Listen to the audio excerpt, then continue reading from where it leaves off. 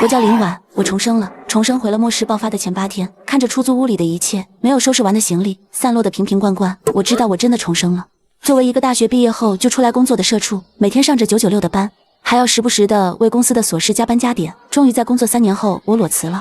看着工作3年手里不到6万的存款，再看看抽屉里的一堆各种病简单，腰椎、颈椎，甚至还有手臂因外伤造成的骨裂，最后我毅然决然的辞职了。记得上辈子我就是辞职后打算回家休息一段时间，但是在我走前发生了一件震惊全世界的病变，丧尸爆发了。结果我不光没有回到我心心念念的老家，甚至连我的出租屋都没走出去，就死在了丧尸的嘴里。我是死在了丧尸爆发的第1周，所以好多事情也都不太清楚，只是在爆发前看到过有人在网上发帖子，什么病毒泄露啥的，当时还闹得沸沸扬扬的。后来国家出面辟谣封贴，才渐渐过去。当时大家都以为是个玩笑，谁知道这却是有人给我们发的保命符，但是我们却都没有接到。看着地上琐碎的东西，我将东西踢到了一边。我知道现在不是收拾这些东西的时候，首先给家里打了个电话，让父母把窗子都封上。我老家是 A 省 Q 市的一个名为柳叶村的地方，村子地处平原，周围没有山，临近一条不算太宽广的河，河的对岸就是县城。正好这几年遇到好政策，赶上了新农村改造的尾子，在去年过年前，全村都搬到了新盖的安置楼里，如今正是家家都在装修的时候，所以装个铁网啥的也不会引人注目，毕竟都在装。因为刚搬上楼时有孩子调皮差点坠楼，所以大家也不管什么美不美观，为了安全几乎都加固了门窗。爸，你还有钱吗？能转我点吗？我有急用。听我要的急，老爸二话没说就给我转了10万。他们知道我身体最近很不好，还以为我出了啥事急着救命，好说歹说才安抚下他们，让他们在家看着改造门窗。我则租了一辆大号厢车，直接去了离我最近的批发市场。末世什么最重要？食物、水、药品、武器，还有最重要的能源。我资金有限，必须节约着用，所以相比较于大型商超，还是批发市场更加适合我。老家虽然搬上了楼房，用上了自来水，但是小区浇花的水却是自己打的水井，如果后期自来水停了也不会渴死。但是为了以防万一，我还是买了100件瓶装水，买的最便宜的一件24瓶，每瓶550毫升，批发只要11块钱，这不比超市1瓶2块的矿泉水香多了。为防止有人多想，我只能谎称我是工地发放水的，但是我想多了，老板压根就没多问，毕竟批发市场出货量大着呢，谁管你啊。后来我又如法炮制了这个理由，买了米面挂面，盐糖调味料都是最大袋的，盐糖直接来10箱。为了保险起见，我又跑了好几家购买，并约定了不同的取货时间，这样我花了将近1天的时间，将我们一家4口的口粮购买完了。粗略计算可以吃4年左右。至于4年后，如果末世还没有结束该怎么办，我也不考虑了，这也不是我能解决的了。订完物资，我又跑遍了市里各大诊所，托我的一堆病历的福，在我的软磨硬泡下，我终于还是买到了我想要的药品，消炎的，治疗感冒发烧的，止痛的，甚至监管最严的抗生素、头孢、青霉素等等，我都买到了。想起医生看我的同情目光，可能他们也觉得我不容易吧。25岁的年龄，52岁的身体，所以开药的时候都很痛快。我很感谢他们医者仁心，这让我对末世活下去又多出一份信心。买药是真的贵，晚上我又在各大药房关门前去购买了一通。不合果味维生素片1瓶要好几十，但是医用的单类维生素片才3块5一瓶，大瓶的保健维生素1瓶要100多，医用盒装的才7块，1盒30粒。性价比简直不要太高，于是我又分好几家店买了不少云南白药止血粉、钙片、维生素、纱布、抗过敏软膏等东西。等一通购买完后，发现比预想的还要便宜好多，看来以前东西还是买贵了。我现在住的城市环境差，人口多，但却是全国有名的批发基地和物流运输枢纽，所以买东西简直不要太方便。现在是5月初，我记得上次末世大规模爆发的时候是5月5号。这场灾难先是在1线城市爆发，短短3天的时间，整个世界就乱套了。这个病毒刚开始还有个1小段的潜伏期，是什么时候出现的第1例来着？我记得就是这几天，新闻报道狂犬病咬人事件，但大家都没当回事。结果没出几天就全面爆发了。正搜索着，舍友回来了，他说他们5一放假，问我要不要出去玩。我谢绝了他的提议，并表示自己要回家看看，建议他也回家看看，毕竟也是好几个月没回去了。上辈子他就是出去玩，在末世第3天的时候，我被疯狂砸门，以为是他回来了，结果开门后被陌生人推出去挡了丧尸。希望这一次我们都要好好的。我和他东拉西扯的聊着，不动声色的提示他做好囤粮的准备。林婉，你今天怎么怪怪的？这是哪里又爆发疫情了？你这又准备存粮了？舍友周晴晴不解地问我。我朋友进大学医的，今早他和我说又出现什么新的流感病毒，让我注意点。这不前2年疫情闹的吗？能准备就多准备一下了。托前几年疫情的影响，现在一有点风吹草动，大家第一时间想的就是囤货啊。那我也让我妈去多买点囤着，万一到时候封了小区出不来咋整？看到他去打电话的身影，我知道他是真的听进去了。这样也好，我没法保证他能活过末世，至少不会再像前世那样无助了。他打完电话回来，我们又聊到了买啥东西好储存，正好他们公司是做肉食出品的，什么腊肉、肉干啥的都有。我借着回家给亲戚朋友送礼的理由，从他那里订了一批真空包装的肉干腊肉，因为是内部价，我买的又是原味鸡胸、猪肉干这种不太值钱的货品，一箱10公斤，每样来12箱，一共花了不到7000元，我给他转了7500，他又给我凑了一点真空包装的调理鸡爪、鸭翅啥的。这让我在末世的时候偶尔还可以换换口味。做完这一切，我躺在床上盘算着今天的囤货情况。最基础的米面粮油买完了，水也买了一些，但是不是很多，因为有水井，所以我买了15箱净水片，想着地下水应该不是这么容易被病毒污染，到时候真的停水了，靠着井水和净水片也不至于渴死，况且净水片便宜又不占地方，用处却是很大的。食物和水都解决了，剩下的就是能源问题了。太阳能无疑是最环保的能源之一了，将太阳能转换成电能是目前最紧要的一件事。以前住平房的时候，不是没有人安装全屋顶的太阳能片，但是这个东西安装全套不仅贵，而且费时间。有什么是可以快速安装并且转换方便的呢？还真有，网上一搜，什么蓄电池一体机、太阳能逆变器、太阳能电力储存箱，好家伙，保修10年，设计寿命可持续工作25年。搜索一圈，发现口碑最佳的一家竟然距离我还挺近。在网上预约完后，我决定第2天去实地考察一下。凌晨3点，我走出出租屋，来到楼下，开着我租的厢车离开了小区。因为是半夜，路上也没有这么多车，我超近道放开了跑，在5点前终于回到了我的老家柳叶村，将车子停到地下车库。由于在路上就提前和父母打好了招呼，所以开车门就看到等在车库的父母，啥都没说，一家人沉默地向楼上搬运物资。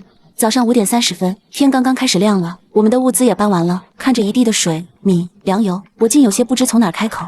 妈爸，如果我说末世要来了，你们信吗？我喃喃地开口。信啊，咋不信？我和你妈已经连续做了好几天噩梦了，不是你出事，就是你妹妹出事。本来不想告诉你的，结果你昨天打电话让加固门窗，我和你妈一商量，干脆连门都换成了防破门，一整套下来花了我1万多。老爸拍了拍比之前结实了许多的大门。你爸不光把家里大门换了，储藏室的门也换了，还好咱们之前的门也都是新的，折旧卖给了换门的，省下的钱正好够换套纱网的。老妈拉我到窗户前，只见原本的超大阳台玻璃外边都加装了一层防护网，虽然有点影响美观，但是安全系数大大提升了。原本窗户的纱网也变成了铁纱网，结实耐用。爸，咱家还有多少钱啊？看着家里改造的这样，我其实还是不太放心。万一最后真的到了绝路，这些防御也只是让我们多活几天而已。毕竟被逼到绝境的人，什么事都是能做出来的。还有不到12万，你知道的，拆迁款还没有下来，这半年又搞装修、换电器啥的，真没多少钱了。说着，老爸也有点窘迫，忙忙碌碌一辈子，临了竟也没攒下多少钱，不少了。毕竟我妹还在上学，我又刚毕业没几年，钱少有钱少的活法。我们合计一下还缺啥，等我回市里再去买一些。于是顾不得整理这些乱糟糟的物资，我们再次坐到一起，为生存讨论了起来。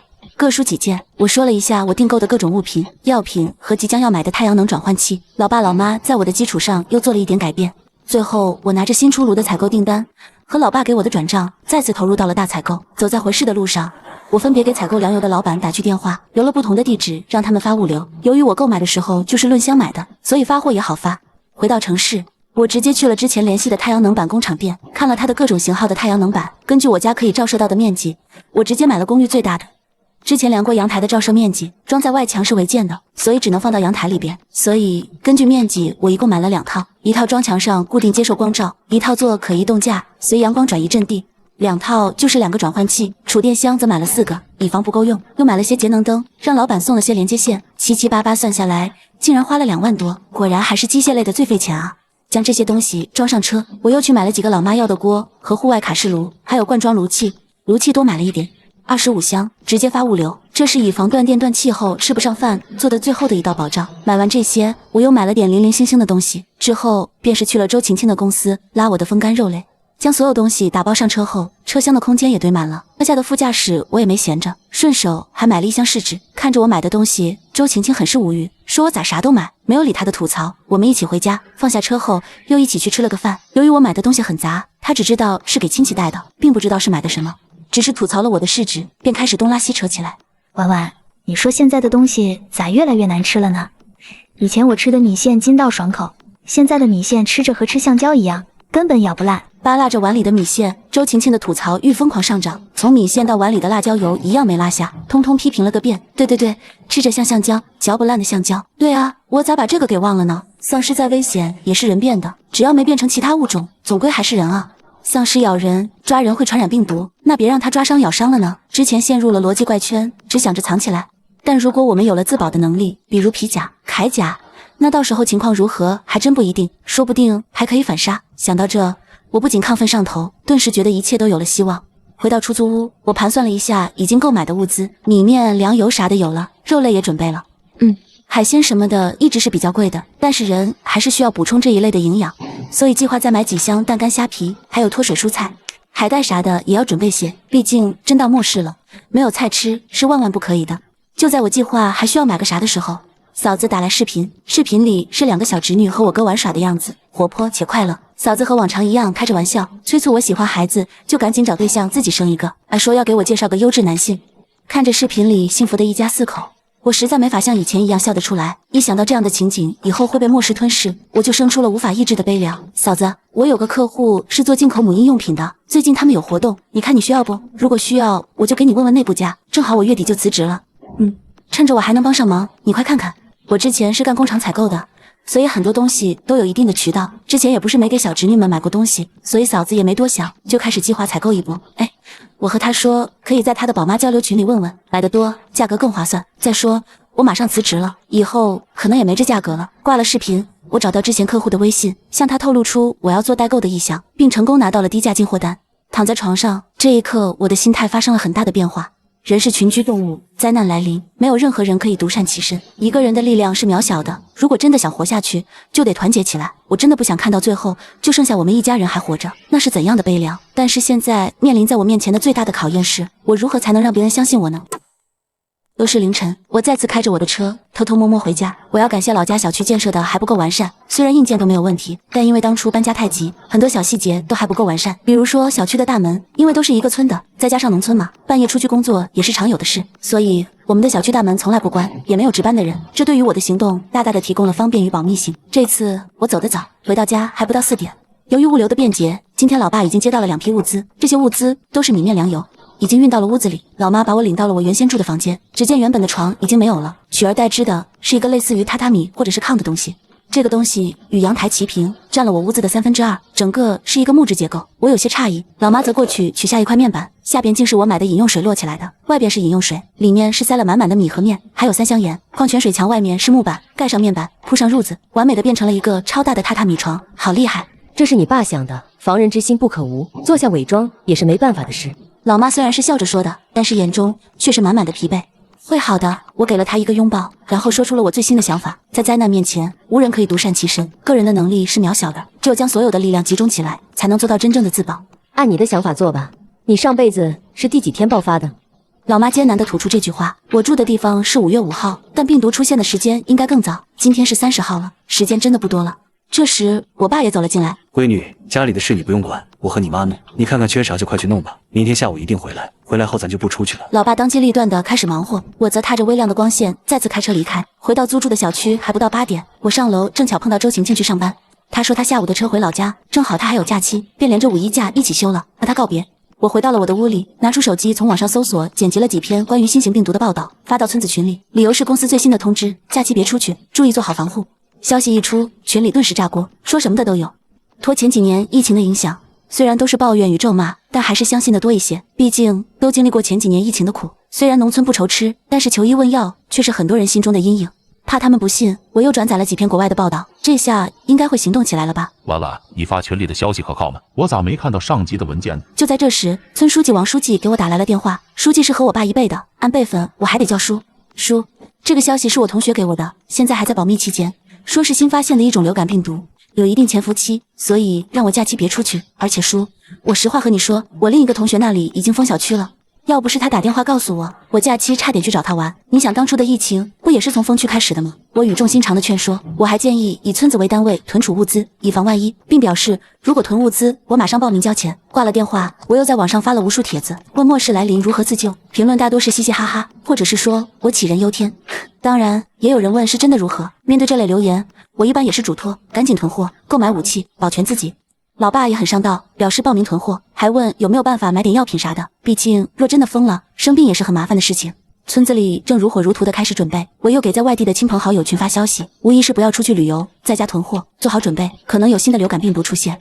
不管他们信了多少，总归是提了个醒，万一真的到了爆发时，也可以比别人先行动起来。看到所有人都动员起来了，我也关上了电脑，注销了账号。我想这个号以后应该都不会再用了。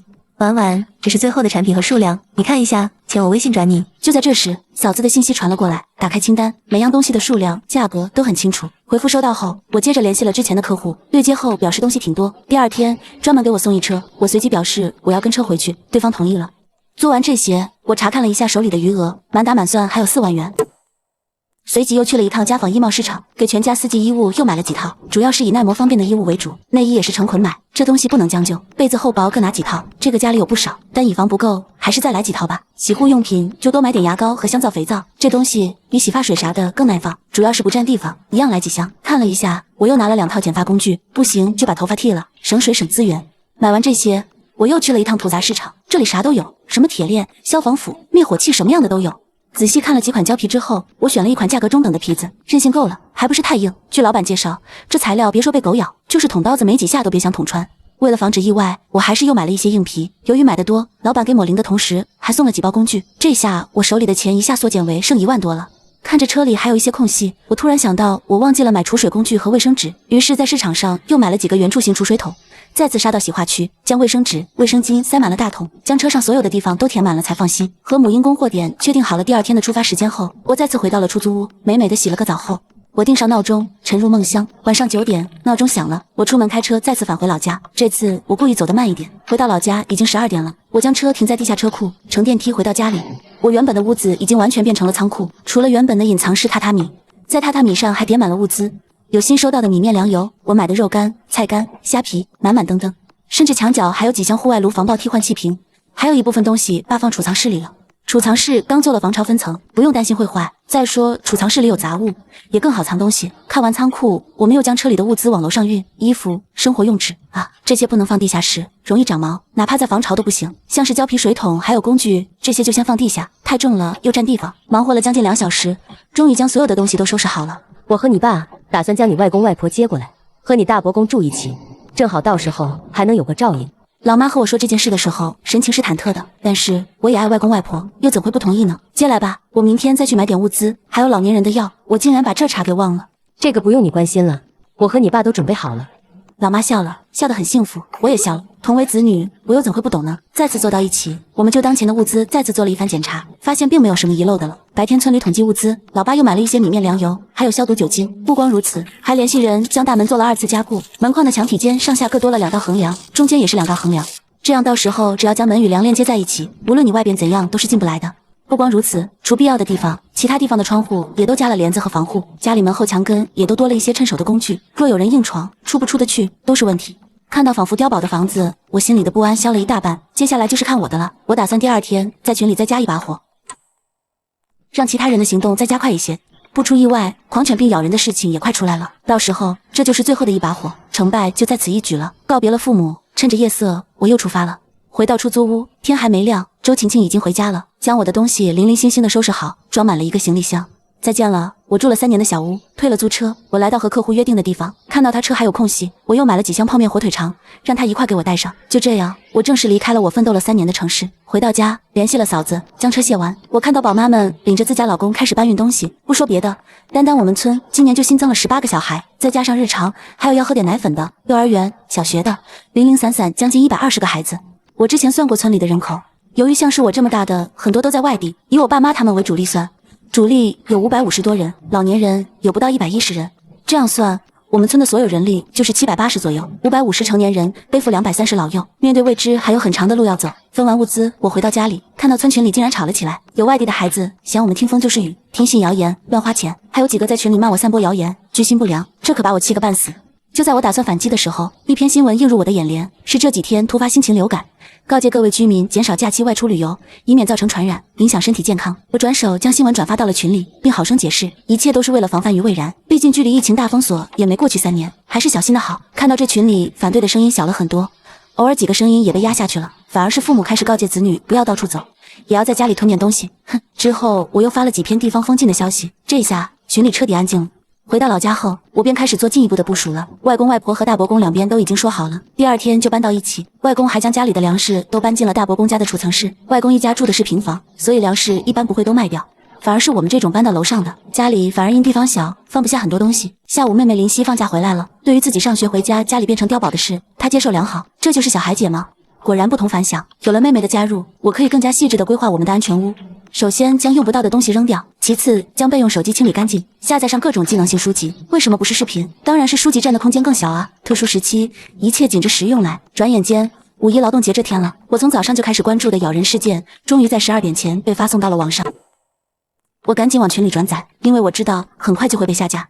果然不到1个小时，全网都找不到视频了，国家也进行了辟谣，村群里也再次响起了对我的嘲笑。我只是想说，咱们村小孩子这么多，为了安全还是检查一下的好，毕竟孩子是最容易受伤的呀。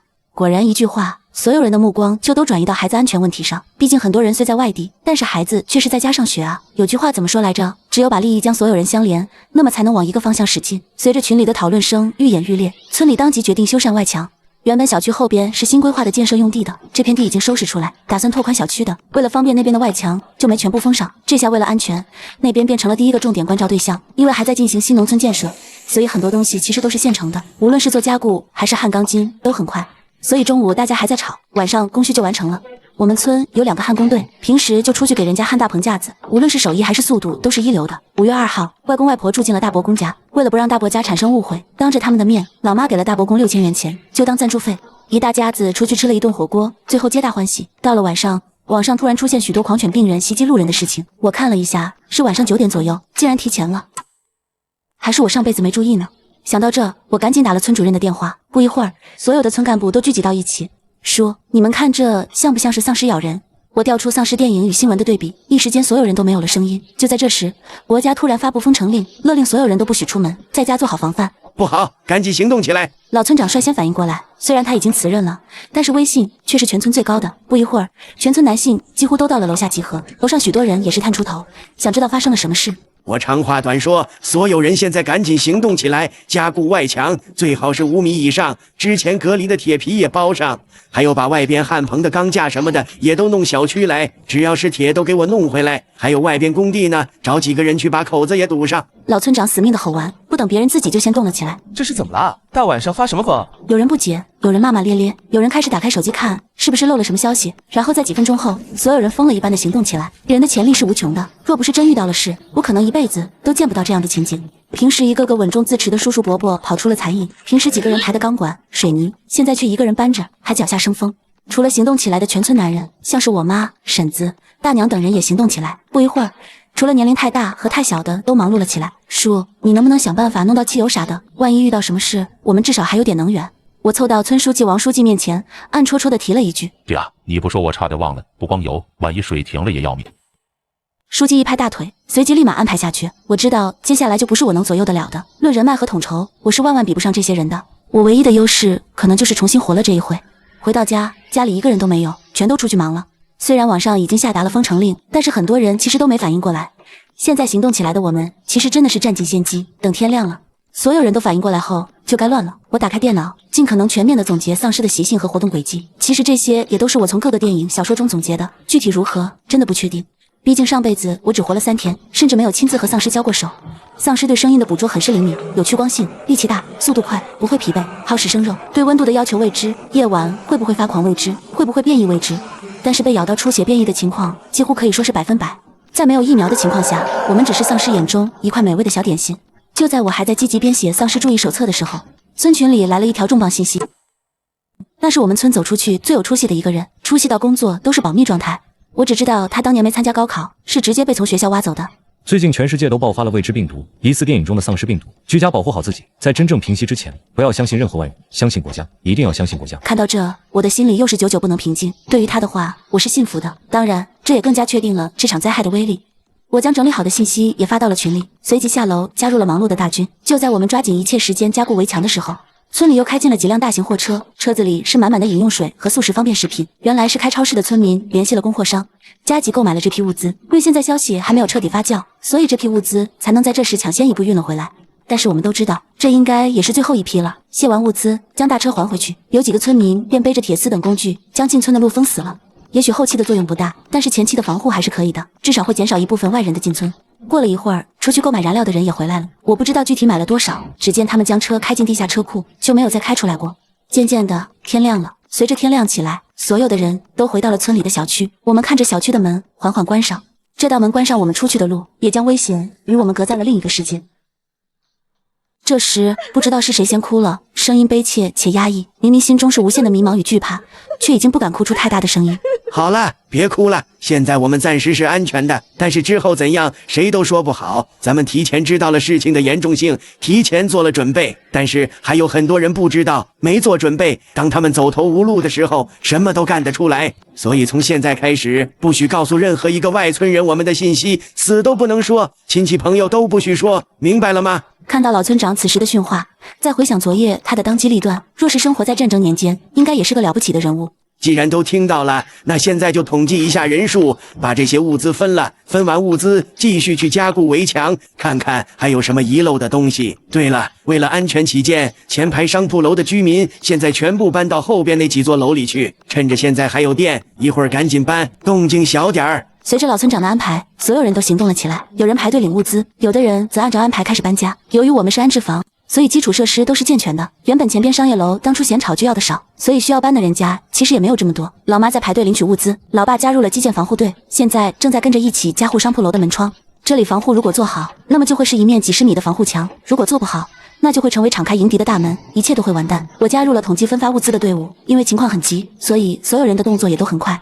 不到2小时，我就做完了所有工作，也了解了整个小区所有的人员构造。15至60岁男性330人，15至60岁女性290人，0至15岁的儿童130人，60岁以上的105人，还有2位孕妇，全村共855人。统计完人数，发放物资，一家差不多能领到3提矿泉水、2箱方便面，还有一些咸菜之类的。回到家已经是上午8点了，我打开电脑，网上关于末世的言论已经铺天盖地，无数人惊慌逃窜，外边已经乱了。这时候又传来了坏消息，医院沦陷了。从网上可以看到，医院是最先沦陷的，无数丧尸从医院往外边涌出，其中不乏穿着白大褂的医生护士。这天真的变了，趁着水电还没污染，还没有停，赶紧囤起来啊！我在群里喊了一嗓子，然后也抓紧行动起来，将我的储水桶全部接满净化水，然后将家里一切能用的瓶瓶罐罐也都用了起来。装完自家的，我又跑去了大伯公家。这时3位老年人也都行动起来了，家里一切能储水的地方都接满了。看到他们有条不紊地准备着，我感叹，谁说老年人就一定不如年轻人？他们经历得多，在大灾大难来临时，往往表现出超乎常人的睿智。外婆抓着我的手，一边宽慰我，一边说她之后的种植计划，什么人不能闲着，家里如果不种点东西，就会坐吃山空之类的话。听着外婆的絮叨，我心里真的是减轻了很多压力，尤其是看到那一笼子小鸡的时候。听外婆的意思，这20几只鸡原本是给我舅舅家的妹妹养的宠物，因为小孩喜欢，城市里又不太好养大鸡，所以才养了这种小鸡。没想到鸡还没给他，末世先来了。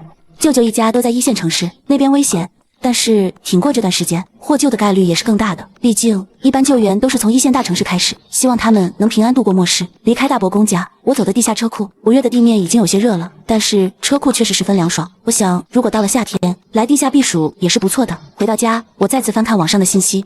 现在外边逃命的逃命，抢物资的抢物资，而我们小区已经全面封闭，除了电焊的声音，几乎听不到其他的动静。就在这时，电话突然响起，是老爸。婉婉，你能来这边详细的和我们说说这件事吗？我来到门卫室，面对的就是以老村长为首的全部村官。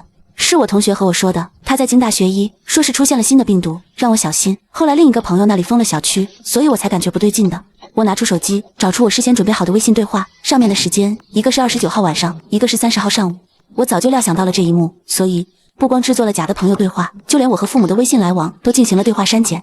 所以除非他们会数据恢复，否则这件事只能是个令人庆幸却又充满了疑虑的巧合。真是多亏你了，孩子，要不是这次你早提醒，咱们村就要完了。老村长欣慰地拍了拍我的肩膀，我不知道他们信不信，但是我为村子做的贡献是有目共睹的，再加上整个村都沾亲带故的，最后我不仅得到了表扬，还进入了村官骨干群，成了群里的第21人。就在开会的这一会儿，他们的手机几乎是不间断的来电，回答也都是那几句。对，看到了，我们封村了，不敢出去，万一被咬了呢？还好家里是种地的，有粮食，等上级指示吧。我知道这些都是他们的同僚亲友打来的，但是大家也都按老村长的意思，没有透露出丝毫的知情信息与物资。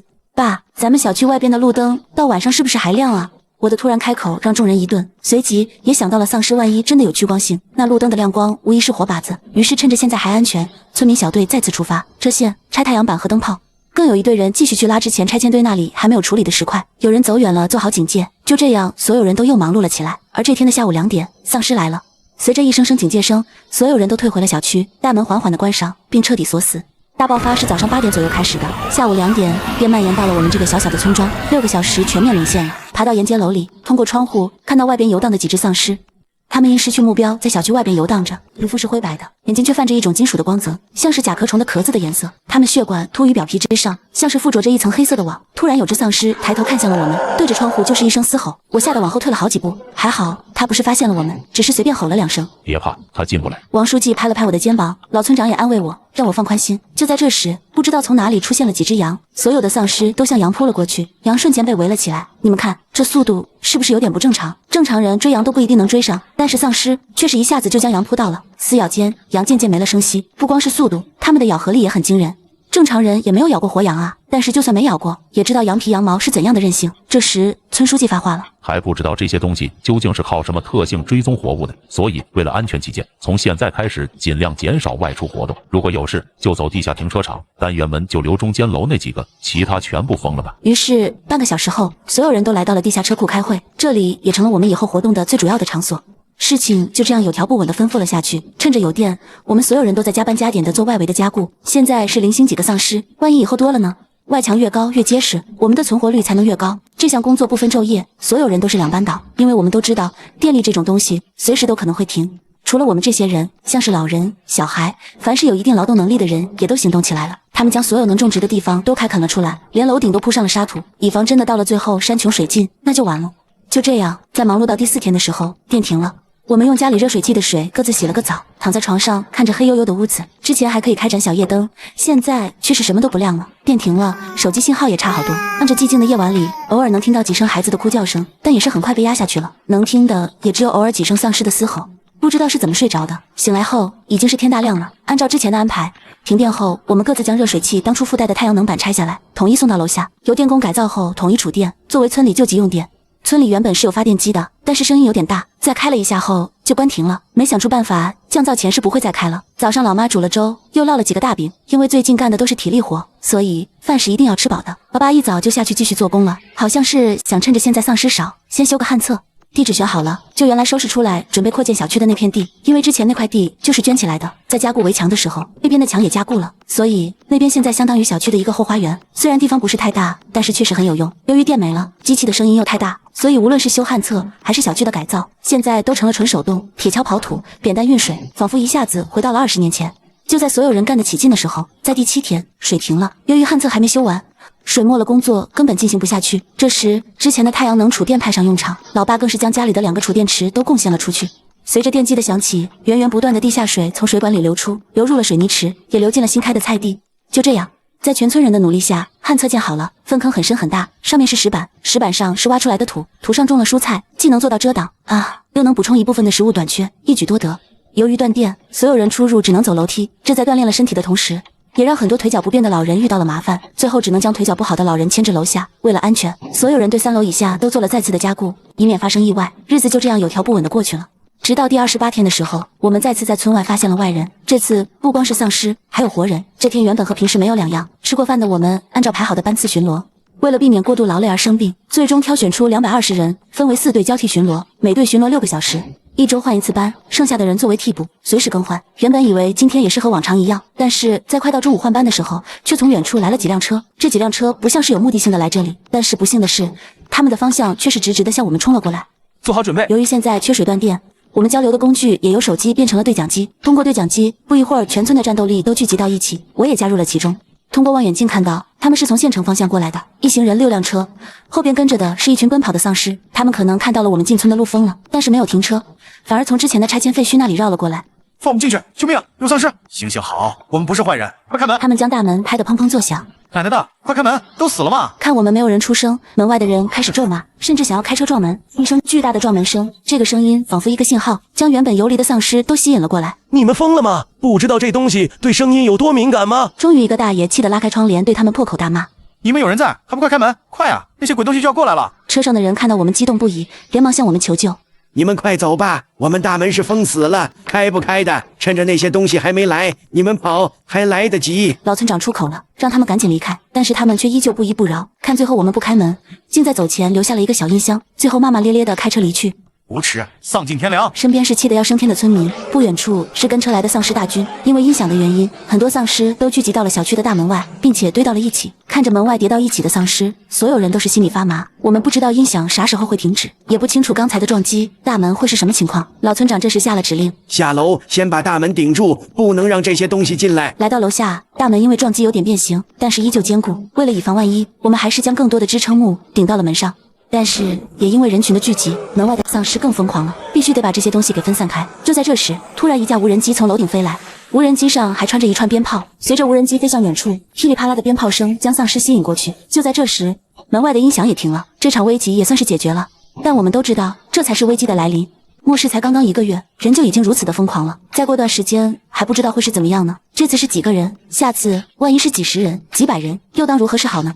再次加固了大门与围墙。到了晚上，我们所有人又聚集到地下2层。光会防御是不行的，我们得学会武力自保。没有自保能力，只会被外人欺负。还是老村长开口，他当年也当过兵，所以对如何训练也是有自己的一套理解。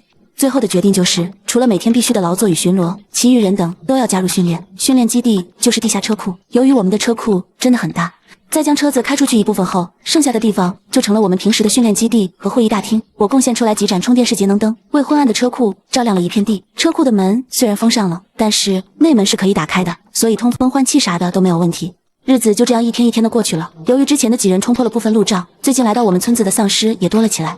由于我们都是在地下活动，所以我们小区对于丧尸的吸引力不大，也就是围着小区转转，有时还会吼两嗓子。丧尸爆发的第45天，很多人家里的水都用完了，因为人不能缺水，所以决定重新开始抽取地下水。我们小区当初为了浇花，特意新打了5口井，平时大家用的都是自来水，所以井打得并不深。但因为末世了，说实话，谁都不确定地下水有没有污染，所以当我拿出净水片的时候，别人看我的眼神都变了。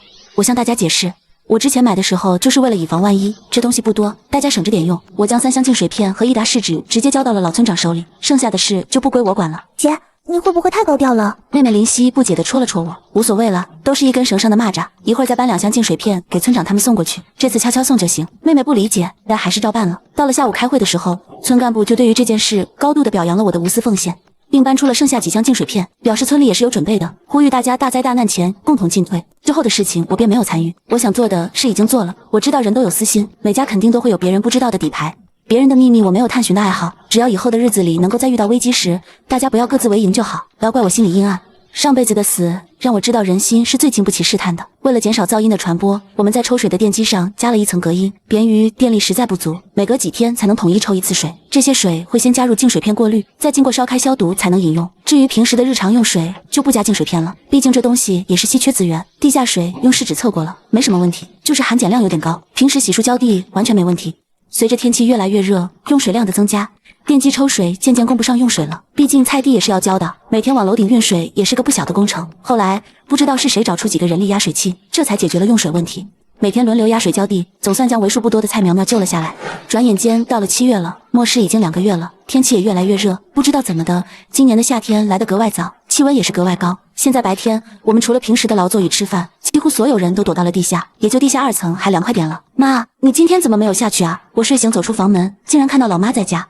不去了，那里黑，我要赶紧给你们几个做皮甲了。老妈手中的是我之前买的皮子，不一会儿外婆也过来了，外婆的手艺比老妈好多了，画的样子漂亮又实用。可当初买的时候，我根本没想过制衣的问题，本以为缝纫机就行，结果根本穿不动。还是后来外婆找出她当年那鞋底的工具，才成功穿透皮子，这也使得皮甲的制作更加困难。还是快点做好才行，万一遇到啥事，穿着这个总是更放心一些。在最开始制作皮甲的时候，我就将皮子送给了村里一半，现在应该都在加班加点的制衣。这时候老年组的作用就彰显出来了，尤其是奶奶辈的，都是从那个年代过来的，谁手上还没几个绝活啊？于是轰轰烈烈的制衣活动开始了。因为小区土地实在有限，即使将所有空地都种上，也才勉强解决蔬菜的问题。但是日子久了，上火还是避免不了的。看到家里人陆续开始牙龈出血，我再次翻找出我的囤货，维生素片安排上，茶叶也安排上，还有我之前囤的脱水蔬菜，也是时候开启一点了。7月中旬，炎热的天气开始变化无常，雨季来临了。第一场大雨来的是这么的猝不及防，天降大雨，雨势又急，我们楼顶的作物瞬间便被击倒了。所有人都急忙上楼救急，但还是晚了。由于之前泥土没有铺好，过急的雨水将泥土都冲下了楼顶，顺着排水道都流到了楼下。虽然经过紧急抢救挽回了部分，但是看着飘在泥水上的小青菜，还是只能拔了。这一天，全村都吃上了青菜粥，但是却没有一个人是开心的。有了这次教训，我们更加合理的规划了楼顶的菜地，防水防晒都做了新的调整。整完后，再次种上了小青菜。由于这次准备做得好，后面下雨也都没有出事，但是我们却又遇到了新的麻烦。坏了，地下车库进水了！一大早，所有的对讲机都传来村书记的声音：车库进水了。由于连日来的大雨，路面积水，土地吸水也接近饱和，再加上我们小区排水做得不够完善，这就导致今早一看，车库已经被水淹了一半了。来到车库，看到没过脚面的积水，我家的储藏室是在负2，还好当初做了架子，所以东西都没有湿。但是没做架子的人家，有些就损失惨重了，有的粮食进水了，有的衣物被水泡了。真的是天降横祸，顾不得埋怨。现在的当务之急是先排水，抽水机是柴油机，现在也顾不得什么声音大小了，先排水要紧。还好是在地下，声音传出去的不多。有人往外刮水，有人出去疏通下水道，还有人找到灌水口，将缺口堵死。经过一上午的努力，底下的水终于排干净了。这时候，外边巡逻的人来说，由于这几天的大雨，土地变松，小菜园的围栏可能会有些松动。当初那块地围起来是要盖房子的，所以外墙并不是那种传统的地基石墙，而是钢管栏杆墙。虽然后期我们又做了加固，但是毕竟没有地基，牢固性总归是差一点。趁着下雨，丧尸不出来，咱们得趁机加固一下外墙，不然万一哪次墙真的塌了，就全都白费了。书记发话，其他人也没有反对。经过这段时间的观察，我们发现太阳最烈的时候，丧尸是不愿意出来的，他们好像不喜欢大热天，连行动都迟缓了一些。还有就是下雨天，可能雨水屏蔽了它对气味和声音的捕捉，在下雨的时候，它们只会漫无目的的游荡，甚至躲在某个地方。这时候街上是很难看到丧尸的。说干就干，趁着雨还没停，村里大多数劳动力都穿上了各自的防护服，从后门进入小菜园，并在发现没有丧尸后，悄悄地来到外面，开始加固围墙。围墙的高度是够了，为了防止水泡，必须开一条防水沟用来排水。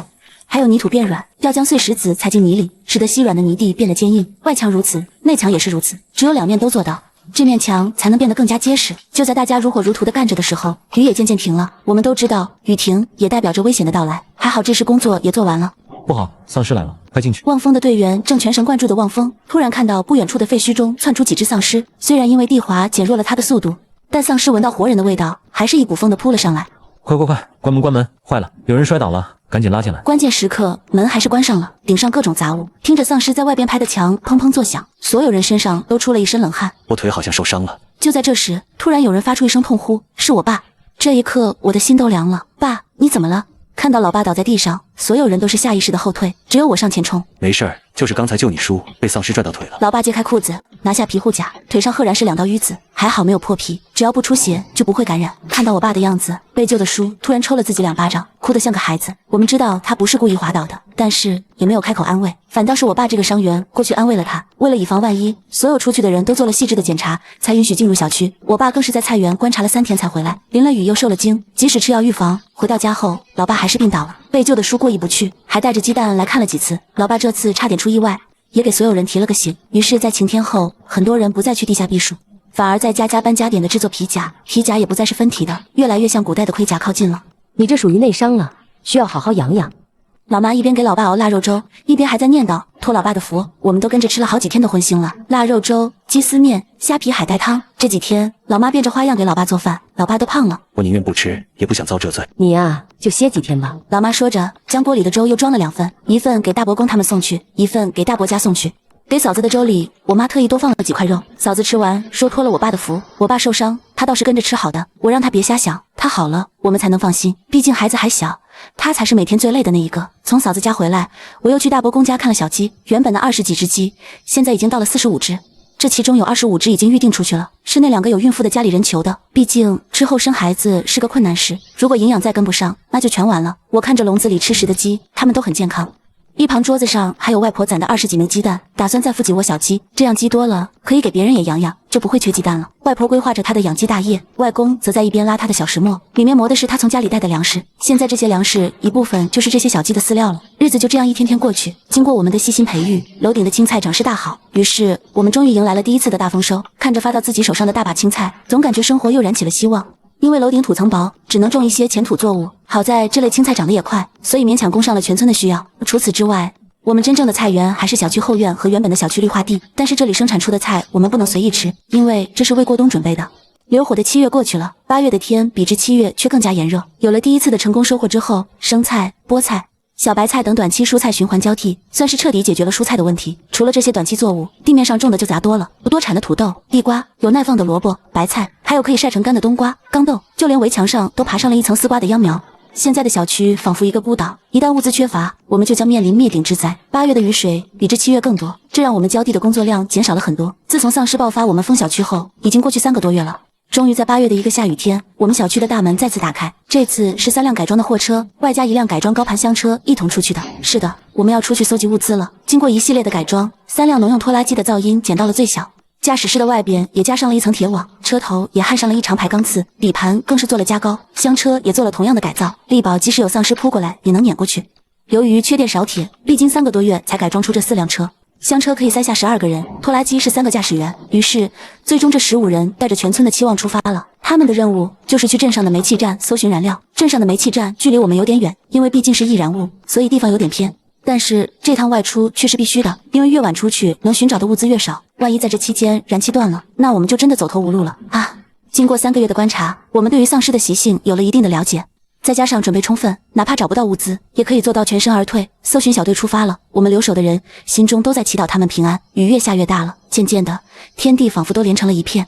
几个小时过去了，他们还没回来。渐渐的，所有人都开始不安，外出的家人也开始咒骂哭泣。又过去1个小时，雨开始变小了，所有人都在祈祷雨千万别停，停雨代表着危险加重，下着雨人才能安全。终于回来了，快准备开门。楼上望风的人突然大叫开门，随着门缓缓打开，回来了，4辆车一个不少的回来了。关上门，首先不是卸货，回来的小队先去做全身检查，然后喝热水。在家提前做好准备的人拿着拖把和水桶给车做清理，务必将所有的脏污全部洗净，然后进行酒精杀菌，最后再开入车库进行卸车。看着满满登登的3车液化气罐，粗略计算有160多个，这次真的是收获不小啊！一共168个，你们真行。不止，我们其实还弄回来1车大货，就停村口了。实在是村口那里不好进，才扔那里的。对，一会儿雨下大了，找个开车技术好的去弄进来。看他们高兴成这样，这个货应该挺大吧？不一会儿雨又变大了，他们几个再次出去弄大货，果然挺大。这是将人家运输液化气罐的大车给开回来了呀，也是我们走运去的时候正好有辆运输车，还是基本上全满的。应该当时他们正在装车，就发生了丧尸爆发。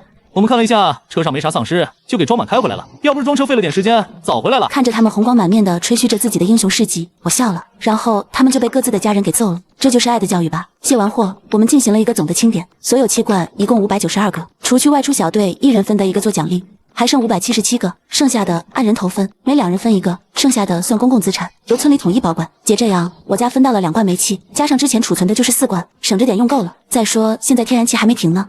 这次外出的成功，不光解决了燃料问题，也滋生了村里人外出的心。人们已经不满足于在小区里自保了，他们很多人觉得丧尸也没有这么可怕。你看，这不就很安全吗？渐渐的，村里出现了第2个声音，他们开始不听老村长的管辖，开始拉帮结派，最终矛盾还是爆发了。那是一个下雨的晚上，原本平静的夜晚，突然被一阵吱呀的开门声打破，是有人开车出去了。姐，你说他们还能平安回来吗？妹妹林夕担心地看着楼下，不知道，就算他们平安回来，村里也不会再平静了。人的欲望一旦滋生，就再也控制不住了，就像是赌徒心理，赢了还想再赢，输了就想翻盘。但是这是末世，只要输一次，就再也没有翻盘的机会了。我一直没睡，到了后半夜，他们回来了。我看到老村长带人将他们训斥了一顿，我看到他们争吵后依旧进入了自己的家，我看到他们带回的物资最终留在了车里。我知道老村长妥协了。自从那一晚后，村里人开始频繁的外出。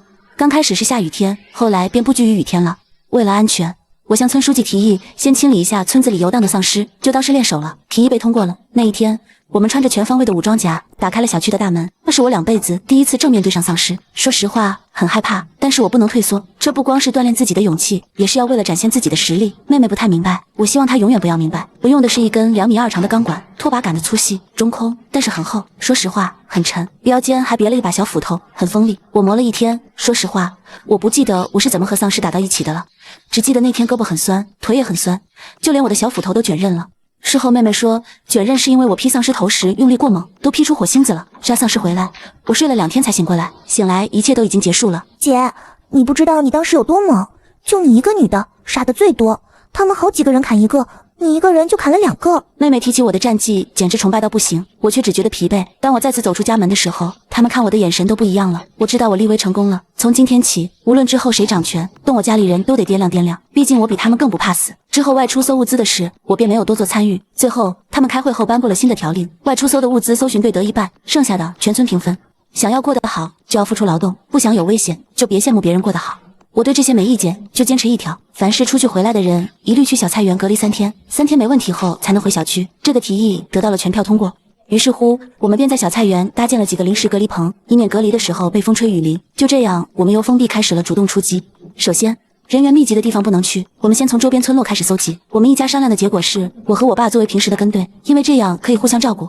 我们家一般只有在下大雨的时候才会跟队出去，晴天是不会出去的，所以很多人笑我们胆小，我笑他们找死。他们没有吃过亏，太过幸运，让他们失去了对丧尸的正确认知。我有心提醒，却没有任何人当回事。每当看到他们那洋洋得意的样子，我都有种山雨欲来的恐慌。我们是幸运的，也是不幸的。幸运的是，从8月到10月这2个月之间，我们一共出去了45次，次次都是平安归来。不幸的是，这些成功已经让他们忘记了丧尸的厉害，开始变得散漫起来。更有甚者，如果不是出一次任务需要隔离3天，恨不得天天不回来。这2个月，我一共出去了7次，其中4次是雨天出去的，白天出去的那3次还仅仅是去地里运输农作物。万千良田无人耕，在这些无主的地上，我们实现了采摘自由。所有能采摘的瓜果蔬菜，我们来者不拒。那几天，全小区都是晒菜的人，我甚至还在一次任务中发现了一片瓜田。终于在末世5个月后，我们再次吃到了多汁的西瓜。由于我每次都是和我爸一起，虽然只有7次，但是东西却分了不少。农作物我们留了不少可以干晒的蔬菜、豆子，物资类分了些蜡烛、汽油，还有些保健药品，甚至在一次搜寻中还分了半麻袋坚果。在搜寻物资中，我们也遇到过别的幸存者，但是大家都是各干各的，倒也没出啥事。就在我以为上天还是偏向于我们的时候，出事了。所以这是什么情况？搜寻中遇到真爱，末世的恋歌。看到这情况，我真的是忍不住说出来。林婉，我可是你的长辈，你怎么说话呢？老叔护着怀里的少女，对我更是没一点好气。我真是开了眼了，这叫啥？保暖思真爱。我是不是应该感谢他真爱没从身边找，外踩了一个？您老可真是爱了，真了。感情您之前20多年可真委屈您了。年过40，真爱来了，你生他未生，他生你已搜，你们这爱可真够味啊！我怀疑我家的嘴都长我俩身上了，其中我妹占多数，不然咋这么会阴阳人呢？林建业，管管你俩闺女。我觉得我闺女没错，你自己不要个理还不让别人说啊！原来是遗传我爸，那没事了。虽然有了我们的捣乱，但是这个女的还是留了下来。看着这个比我还小2岁的小婶子，我深觉是个祸害，但也没办法，我又不能怎么着她。最终她还是加入了人家的大家庭。不是破坏，是加入，简直离了个大谱。经过这个插曲，生活又恢复了常态。村长也严厉说明，不许再往回带真爱，谁再带就和人一起走。时间慢慢的又过去了一点，随着一场秋雨的到来，天气开始变冷了。附近村落我们已经搜寻的差不多了，于是他们决定往城镇开始蔓延。我没去，我家现在不缺物资，也就没必要出去冒险。大伯家也是，孩子还小，出去几次后就也选择了安全的方式，毕竟赌不起。哟，这不小婉吗？又不出去啊？胆子呢？原来是真爱那一对啊，也许是为了向别人证明他们的感情，最近这俩倒是出去的挺勤。怕死，毕竟我真爱还没找到呢。您不也找了40年才找到吗？哎，走前还找我骂一顿，见不见啊？你就长个嘴了。老叔脸色铁青，我顺势耍了一套棍法，告诉他我还长手了，看不惯我，忍着。今天又是和善的一天啊。看到搜寻队远去，不知道为什么我总是感到心惊，好像有什么不好的事情要发生了。终于，我的感觉灵验了。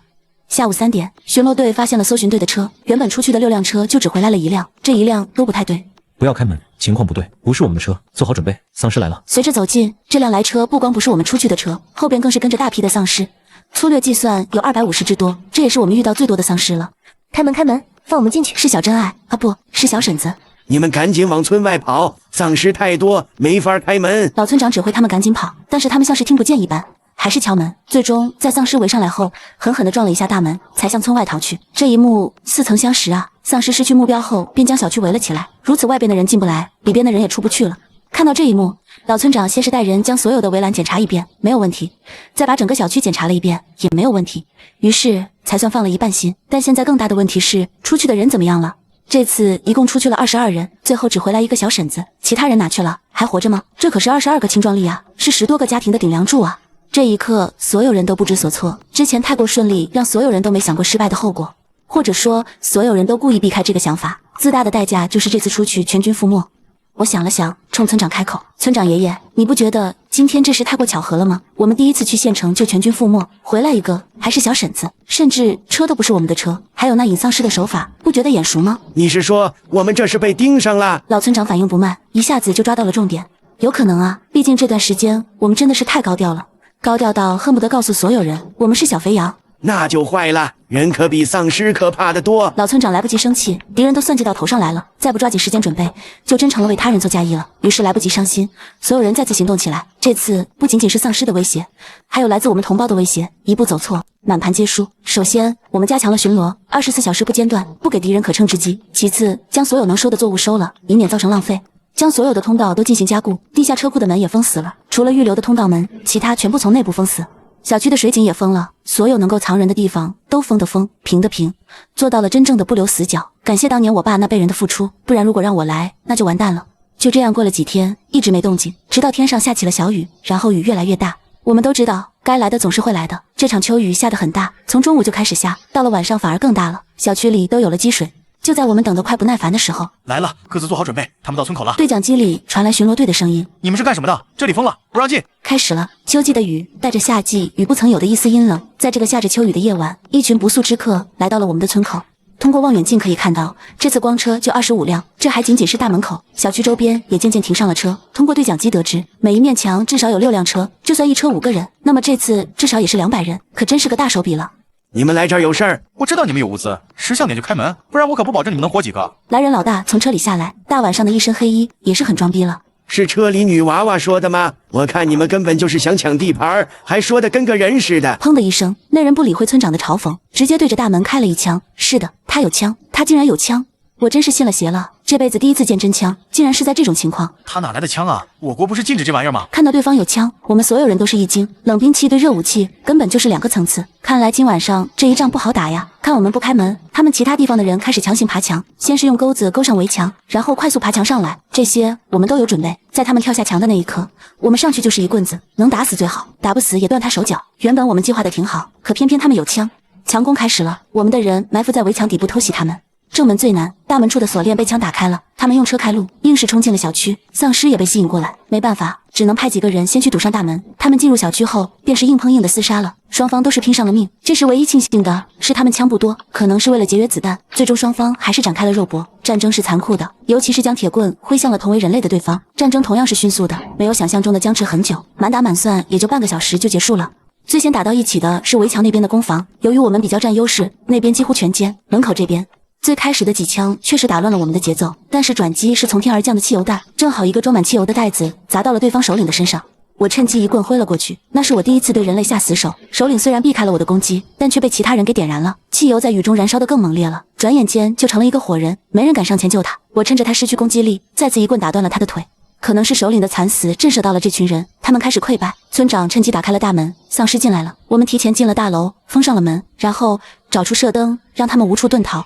四处响起的鞭炮声、敲打声给丧尸指引了方向，四处闪现的灯光也成了他们的催命符。他们不是不想逃，但是车胎已经扎了，他们根本跑不了。渐渐的，雨停了，浓浓的血腥味让丧尸更加疯狂，最终他们还是死在了他们自己引来的丧尸口中。天亮了，小区已经没有了活人，无数的丧尸在小区里游荡，我们都躲在楼里，不敢随意走动，整个小区仿佛一座空城。我们不确定他们还有没有后手，不确定有几方势力盯上了我们，所以我们在等下一波人的到来。这场大战我们其实也损伤惨重，我们的人死了8个，重伤了38个，轻伤更是无数。最倒霉的是被枪击中的，连抢救都来不及抢救，我的胳膊肿了，不知道是不是断了，身上也是青青紫紫，头发也被火烧了一块，整个人狼狈不堪。老爸还好点，就是有点闪到腰了，皮甲被削去一块，还好里边还有一层铁丝网甲，不然就危险了。老妈老妹照顾我们这俩伤员，哭得眼睛都红了。但是我们家还算是幸运的，至少人还活着，活着就比死了强。又过了2天，小区门口出现了几辆陌生的车辆，还没靠近就被丧尸发现了，然后被追着逃离了小区。又过了几天，村里没有再来人了，于是乎我们决定重新夺回小区。首先是用无人机制造噪音，将大多数丧尸引出去，然后关上门清理小区内部的丧尸。等所有丧尸清理完，便将所有的丧尸和入侵者的尸体浇上汽油一起焚烧了，小区进行大清扫，然后消毒，最后加固围栏，重新栽种。当然这些都和我没啥关系，我现在还是重伤患者呢。村里重伤的38人，最终有6人没有熬过去。村里将死亡的14人集体火烧后埋了，剩下的人该养伤养伤，其他轻伤的人则重新分组继续干活。我应该算是重伤了，左臂骨裂，腿上也肿了2道，身上也是淤青，虽然没见血，但都是需要静养的伤。老爸扭到了腰，养了几天后便继续参与劳动去了。妈妈妹妹也加入了种植的队伍，一时间全家只有我闲了下来。自从养伤开始，外婆就给我炖鸡汤，1天1只鸡。再后来，我便开始接受来自于各个亲戚的投喂。以嫂子的话说，你一个小姑娘这么拼命做什么？再有，你看人家都成火人了，人家往后跑，就你往上冲，看烧秃了吧？我就笑笑不说话。我往上冲，其实还有一个原因，为了枪。他那把枪目前可就在我的抽屉里。借着火势，我抢了他的枪，还拽出了他兜里的子弹。这个伤换的值，都说伤筋动骨100天。等我的胳膊彻底好了的时候，已经是快过年了。自从上次差点被人抢去小区，村里的人便没有再出去过。好在物资充足，也不需要再出去冒险。今年的冬天格外冷，屋子外面每天都是零下，屋里由于没有地暖，最高温度也才3、4度。现在水井是1周抽一次，因为冬天不需要浇地了，用水也少了。最重要是冬季阳光弱，太阳能转换的电也不太足了。在临近过年的前3天，燃气终于还是断了。没有了燃气，所有人家的煤气都要省着用啊，因为末世什么时候结束，谁都不知道。过年倒计时的第2天，村里有2个老人没有撑住去世了。冬季本来就是病痛的高发期，年纪大了，再加上营养不良，挺不过去也是正常。除夕到了，这是今年的最后一天。这一天原本我们应该放鞭炮看春晚的，但是现在都静悄悄的。这顿年夜饭我们是在爷爷家和大伯一家一起吃的，我们吃的火锅，团圆的日子里好吃又暖和。虽然末世了，但是我们物资充足，2个小炉分别是2种锅底，菜和肉虽然都是干的，但也提前泡发过了。俩小孩一人1只鸡，1碗鸡蛋羹，吃得笑眯了眼。大人更是先涮菜，后边一人抱块饼，吃得很是热火朝天。这是长这么大我吃过最搭配诡异也是最幸福的火锅。早上第一缕阳光照射下来，新的一年来临了。今天是大年初1，昨夜下雪了，今天早上拉开窗帘，大地一片白茫茫，真干净啊。由于昨天熬了一夜，看完雪我和妹妹倒头就睡，直到下午醒来就听说了一件事。今天上午我们村的一个孕妇生了，母子平安。生产的时候有经验的老妇人几乎全部到场，村里烧水的烧水，地盆的地盆，好在没有发生任何意外。由于是末世后村里添的第一个孩子，他的出生成了村里的头等大事。我们送点啥呢？要不就送一提矿泉水吧，正好孩子小，泡奶粉需要干净的水。我提议送水，老妈也同意了。最后是我提了一提水，老妈拿了25个鸡蛋，虽然东西不多，但都是末世不可多得的东西。我们去的时候不算早了，他家里已经来了许多村民，为了别吓到孩子，我们只是在楼道里站了一下就走了。我看了别人的贺礼，都是吃的，也对，末世吃的就是最贵重的物资了。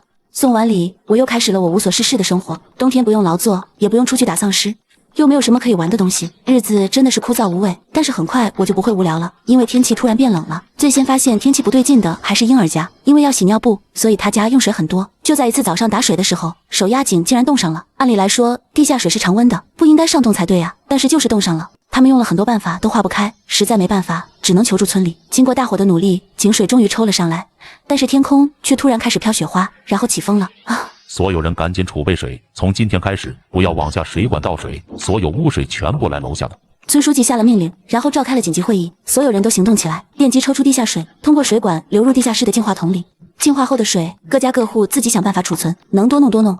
就这样，我们忙碌了一天。在第2天的早上，我发现我们楼上的水桶结冰了，找到温度计，室内温度已经降到了零下4度，室外更是零下38度。这是突然到北极了吗？为什么这么冷？气温变低，不光是地下水抽上来难，原本将我们与县城隔开的河也全部冻结实了。现在河变成了一条光洁的大路，县城里无数的丧尸大军通过这条路晃晃悠悠地走了过来。这下真的是丧尸围城了。自从丧尸一下子增多以后，村里的人便不敢再到小区乱转了，丧尸已经形成了尸潮，这已经不是我们这种小村子可以抵御的了。还好现在气温冷，再加上我们都关得严严实实的，没有太多的气味散出。若是夏天，我们现在恐怕已经被丧尸大军夷为平地了。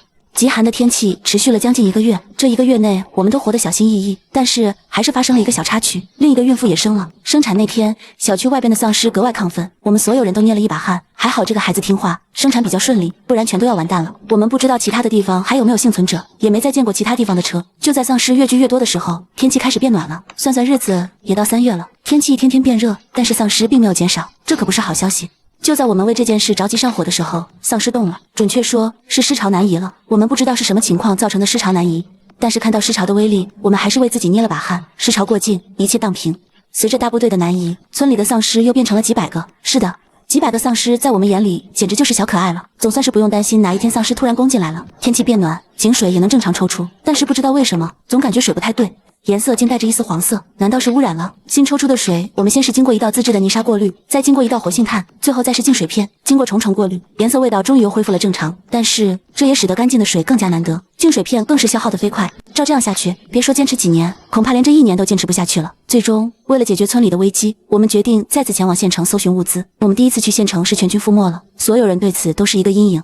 但是不去不行啊，没有干净的水，人是1天都活不下去的。咱家必须得参加，虽然咱们东西多，但是不去很有可能被人盯上，切记财不外露。老妈不想让我们出去，但是老爸却说必须出去，不然容易成为活靶子。于是乎，老妈连夜为我们赶制盔甲。这次的防护甲在皮甲的基础上全部增加了铁网，就连脖子都加上了防咬套。一切准备就绪后，我和老爸再次出发了。这次村里一共派出了3队人马，分别去商场、器材城和工厂寻找合适的净水设备。我去的是器材城这一队，我们这一队共35人，一共开出了6辆车，每个人都是全副武装。我们一路走得很顺利。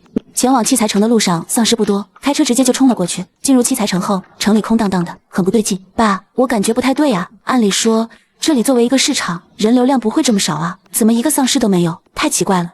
老爸也觉得不对，事出反常必有妖。于是乎，我们原本打算下车搜寻的也不下车了，围着器材城转了2圈，终于在角落发现了我们想要的东西。那是一家卖工业软水机的，通过玻璃门可以看到货架上是一排排的过滤器，正是我们想要的。我们查看了一下，没有危险，然后抡起钢管对着玻璃猛敲，随着一声破碎声，玻璃碎成了一地小颗粒。这动静也吸引了几只丧尸过来，不过还好不多。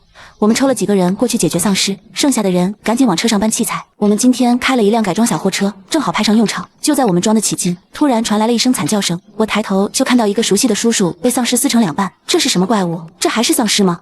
只见这个丧尸身高竟然达到了3米左右，身上长满了手脚，一转头竟然4个脑袋，就像是好几个丧尸被缝在了一起，整体恶心又诡异。坏了，这是进化了，顾不得东西，我们赶紧往车上跑，但是来不及了，这个丧尸速度太快了，力气也大，普通的攻击对他根本不奏效。眼看跑不过，我转身对着他裆部就是一棍，我也只能够打到这里。这一棍用了我全部的力气，竟然只是让他晃了一下，接着他抓住了我的钢管，将我甩飞了出去。耳边传来老爸急吼吼的声音：婉婉，快爬起来！不行，我不能死！我晃晃脑袋爬起来，抓起身边的烟雾灭火器就开始喷。老爸赶紧拉着我跑，可能是我惹怒了他，他开始朝我追来。我边跑边让其他人赶紧上车。随着车子轰隆隆的发动了，我看到丧尸有一瞬间的迟疑，就是现在，我将从车上拿的汽油桶开盖扬到他身上，接着点燃了打火机。去死吧！我扔了打火机，转身就跑。身后是丧尸的嘶吼，前面是老爸伸出的手，抓住手，我接力上车。终于在丧尸包围前，我们成功的逃了出去。冲出器材城，我们一行人来到大路上，可能是我们车上带的血腥气，回去的路比来时的路要难走得多。无数的丧尸不知道从哪里涌来，渐渐将我们包围。这个时候根本不能下车，只能硬冲出去。我坐的是拉着净水器的货车，货车底盘高，外壳也比较厚，所以相对压力也小点。开车的是村里一个同族的叔，整个车加上我和老爸一共是3个人。我是伤员，但是内伤，所以流血不多，对丧尸的吸引力也没那么大。突出重围后，我们几辆车是分开跑的，尽量多转转，不要带太多丧尸回去。村子里丧尸已经够多的了，由于货车声音大，所以我们为了躲丧尸，只能走偏僻的农村小道。好在运气不错，天黑前也回来了。一进入小区，我们就被送到小菜园隔离。为了安全，我们现在隔离都是绑起来的，这样哪怕变异了，也不会对别人造成伤害。回到小区，我就彻底坚持不住了，疼啊，浑身疼。被变异丧尸甩飞那一下真的伤到我了，我不知道内脏有没有受伤，但是肋骨应该裂了。我让妹妹帮我简单擦了擦，换了新的衣服，便开始隔离。由于我实在撑不住了，我是唯一一个开着电热毯躺着隔离的，老爸在一旁看护着我，还好我们还可以互相照料。过了一会儿，又有人来隔离了。天黑前，所有的小队都回来了。我数了一下，出去95人，回来了68人，这一趟折了27个人，将近1/3了。这个损失真的是很惨重了。到了晚上，有2个叔变异了，原本只是有点抓伤，但是最坏的结果还是出现了，于是我们又少了2个人。到了后半夜，我发烧了，他们都很害怕，想把我扔出去，但是老爸死不同意，说我没有被抓伤，最后商量将我单独关押，老爸就守在门口，不让任何人靠近。我知道我没有被抓伤，发烧应该是我骨头裂了导致的，但是他们不相信啊，最终还是妹妹扔进来抗生素，我吃了药才好点了。终于3天过去了，我没有尸变，我被从隔离屋抬回了家，终于回来了。养伤的时间里，我没有太关注村里的事，就妹妹和我说，我隔离的时候，他们想把我的电褥子分给大多数人，还来借过我家的储电箱，但是被老妈拒绝了。你们想要人家闺女的命，还惦记人家的物资，这事搁谁身上谁能舒服？再后来，老爸当着全村的面扔下一个储电箱走了，从那以后就很少跟队出去了。那几个要抢我东西的人，我也再没有和他们组过队。有了去年的经验，今年面对末世的我们就游刃有余的多了，东西照重，时不时的组织出去杀一波丧尸。让村里的丧尸始终不超过500的临界点，太多了危险，太少了也不安全。等我能够下地自由活动的时候，已经快6月了。我算了一下，丧尸爆发已经1整年了，我有一半的时间都是在养伤，我怎么就混成这样了？按理说，手握重生剧本的我，不应该是大女主爽文吗？但事实却是，我依旧是个普通人，受伤依旧是伤筋动骨100天，少一点都不行。6月的天已经热了起来，我看着长长的头发，不得已找了个抽水的日子，找出了我的剪发工具，支起了剪发摊子。剪发不收钱，不收物资，但是剪成啥样不管。就这样，我一连干了4天，将全村剪了个遍。终于第4天，我对自己下手了，还行，能看，比第1天剪的狗啃造型好多了。也许末世结束后，我可以开个理发店了。自从有了净水器，村子里的饮用水安全了许多，就是相对的费电了点。但是我们已经贡献出一个储电箱了，总不能老紧着一只羊薅吧。事后可能也感到一丝不好意思，村里派人救我发烧的事做了道歉，暗中还送了一些日用品，东西就留下了。至于道歉，就听听就行。老实说，末世了，我们这里还能维持着末世前的秩序，老村长的功劳是最大的。我们迷茫过，轻狂过，也差点全军覆没过，能保持现在的状态已经是很好的了。不能太贪心了，就这样入夏了。入夏后，雨水渐渐多了起来。今年我们掌握了一定的规律，外出寻找的农作物也比去年更多。今年没有成批量的种植了，今年的农作物都是去年遗留的种子，再加上没有人管理，所以长成啥样的都有。但是还好，我们都有经验了，所以收获也是满满。我们还有意的撒种子，这样不至于以后出来没有东西采摘了。至于长成什么样就不知道了。又是一个下雨天，今天我和妹妹跟着出来采集物资，这已经不是妹妹第一次出来了。在我受伤的时候，就是她和老爸一起跟着出来。今天我们运气不错，还找到20几颗甜瓜藤，摘了2筐甜瓜，还摘了一些野草莓，虽然不多，但是也是个新鲜东西了。姐姐，你看那是羊吗？只见不远处几只灰扑扑的动物在吃草，吃几口看一下人，很是机警。不是羊，那是肉啊！我擦了擦不存在的口水，找了其他几个人对羊进行了包抄。羊虽然警惕，但是终究没有人聪明。看到被绑起来的7只羊，终于可以吃上肉了。因为羊会叫，是不安定的因素，所以羊是杀了后带回去的。不出意外，村里都炸锅了，1年了，谁不馋新鲜的羊肉？剥皮放血，7只羊一共350来斤，按人头分，1人不到半斤。我家4个人，再加上是我们发现的，最终连骨带肉分了4斤，还分了几个甜瓜，我很满足了。今天所有人家都是在家煮肉，就连小区中都弥漫了一股肉香。老妈将肉煮得软烂，又做了手擀面，一家人吃着羊汤烩面，头都不想抬一下，太幸福了。自从吃过肉，所有人的心思都活络起来。外出搜寻物资的时候，也会特意寻找活物，但是活物往往会叫唤，所以找到一般都是带死的回来。再后来有人提议养鱼，于是我们将小菜园的另一边挖了个池子。后来又有人去河里捕了一些鱼，河里的鱼我们是不敢直接吃的，为了防止鱼被污染，我们捉了鱼后都是先养一段时间。终于在忙碌了几个月后，我们吃到了末世后的第一条鲜鱼，这时候已经入秋了。今年的夏天比之去年更加炎热，除去刚入夏后下的几场雨，户外温度一度到达了42多度，这种超热天还挺长，几乎占了夏天的一半，以至于明明都立秋了，白天气温还有32多度。今年雨水也少，小区5口水井有4口都抽不出水了，河道都变成一段段的了，哈！但是即使这样，都没能打败我们想吃鱼的决心。入秋以后，雨水渐渐多了起来，隔几天就是一场雨，气温也是飞快的下降。这一冷一热间，很多人都病倒了，我爸妈也不例外，外公他们3个老人是最先倒下的一批。每天我们的工作由外出变成了照顾2家的长辈吃药，还好我之前准备的药品多，物资也多，所以渐渐的适应了气温后，家里人的感冒都好了起来。但是不是所有人都像我们家这么幸运，就在入秋到入冬这几个月里，渐渐的走了好几个老人。最为痛惜的是，今年出生的一个婴儿也病死了，他本身出生的时候天就冷，身体也不如第一个出生的孩子健康，所以在一场感冒后彻底离开了这个世界。在听到他没了的时候，我的内心久久不能平静。过了2天，在一个普通的夜里，孩子的妈妈悄悄地打开了小区的大门，走了出去。要不是发现的及时，小区差点被丧尸给攻了进来。但就是这样，那群丧尸还是在外边疯狂地拍了好几天门。小孩死了，他的妈妈也随他去了。老村长吸取了这次教训，将开门的钥匙贴身存放，从现在开始，不允许任何人随意开门。这个事就这么过去了，但是人们的精神却是越来越萎靡，仿佛失去了动力的咸鱼。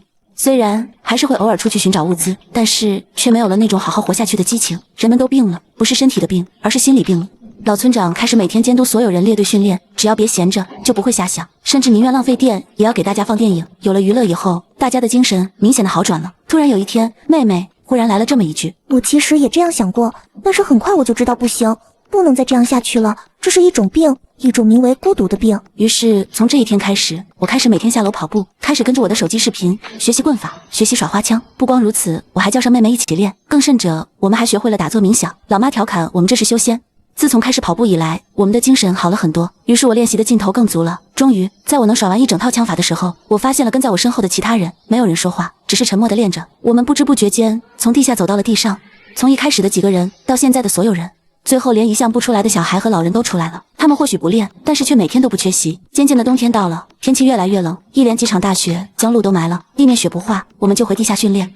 所有人心里都憋了一股气，这股气随着时间的推移也越来越沉重。又是一年的除夕夜，又是一年的新开始。丧尸爆发至今过了2个年头了。第一年我们还能看到其他人，但是到了现在，我们已经有半年多没有见过新的活人了。又过了几个月，天气渐渐暖和了。这一天，我们不约而同地穿上了全部的防护甲。小区的门打开了，这次是我们主动冲向了丧尸。经过了2年的风吹雨淋，丧尸自身腐烂的也很严重，个别丧尸甚至已经成了一把枯骨，钢管砸到丧尸脑袋的感觉。怎么说呢？你可以参考砸西瓜，只是这个瓜硬一点。我们心里都是憋了一口气的。现在这口气都爆发了出来，看到被这口气快逼疯了的村民，无所畏惧地冲向了丧尸，看到他们手里的武器挥得虎虎生风，看到他们明明有些胆怯，却还是狠狠地打向了丧尸的头颅。这是一场单方面的屠杀，只不过被屠的一方不再是我们。不知道过了多久，最后一只丧尸也被杀掉了。不知道是谁先哭出了声，再然后就是所有人倒地大哭，哭出了所有的担惊受怕，哭出了所有的生死悲欢，哭出了所有的迷茫无助。现在是真的迷茫啊，我们真的不知道以后该走向何方。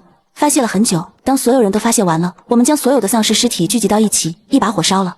看着火光中渐渐变成灰烬，我们回到小区，开始了新一轮的隔离。这次所有人心中都是前所未有的轻松。隔离结束，我们又开始了新一轮的耕种生活。不同的是，我们开始组织出去杀丧尸，每个月每人至少出去1次，因为我们发现只有适当的发泄，才能使我们在这个迷茫的末世中更好的活下去。就这样，又过了几个月，这一天，小区里突然来电了，信号也恢复了。我们打开手机，网上赫然挂着一则公告，那上面明确的标注着国家所有的救助基地。最令人激动的是，疫苗已经研究出来了，现在正在全国进行注射搜救，让居民们不要担心，国家没有放弃任何人。虽然电力就恢复了不到半个小时，但是这个公告却让所有人都哭了出来。疫苗研究出来了，末世真的要结束了。果然没过几天，天上就飞过宣传机，让大家不要担心，疫苗很快就会由军队护送派发到所有人手中。就这样，又过了1个月，军队真的来了。时经2年零1个月，我们终于再次见到了军队。军队的绿色卡车开进小区，我们也都从家里出来了。经过统计，原本855人的小区，如今还剩下698人。看到这个数量，军队的领导说已经不少了。末世爆发后，很多人因为缺乏正确的认知，倒在了逃亡的路上。爆发中后期，很多人为了抢夺资源互相残杀，使得原本的幸存者再次锐减。还有遇到尸潮的，遇到变异丧尸的，像我们这种遇事首先想到的是保全所有人的小区，真的是很难得。我们排队注射疫苗，这个疫苗是最终版，注射完后哪怕被咬也不会再传染了。也就是说，等所有人都注射完疫苗，就是大反攻的开始。军队走了，走前嘱咐我们不要急，最晚10月1日就是反清扫的开始。自从军队走后，我们就走出家门，开始收拾起荒掉的土地，遇到丧尸也不再怕传染，打死就是。更甚者，我们开始组织小队，对小部分的丧尸开始反围剿。我们把红旗插在车头，车上外放国歌，不怕丧尸来找，就怕丧尸乱跑。当然，我们也没有嚣张到去县城里找死，只是开始小范围的清理农村的丧尸。渐渐的，我们的队伍越来越大，又有不知道藏在哪里的村民也开始加入我们。他们或许没有我们武装的精良，但都是在末世活过2年的人，谁还没点看家本领呢？后来部队来了，我和妹妹都加入了清扫的队伍。经过和丧尸的对战，我的棍法也是越来越好了。我也遇到过危险，关键时刻我掏出了之前偷藏的手枪。说实话，枪的后坐力真的很大，打完我的手都震麻了。打枪也是真的会上瘾，但我还是乖乖上交了。又是1年过去了，今年的春节，我和妹妹是在清剿的路上过的。虽然没有和家人一起过，但是身边都是队友，这个年依旧是热热闹闹的。又是5个月过去了，终于在6月的第一天，最后一只丧尸被击毙了。为期3年零1个月，末世彻底结束了。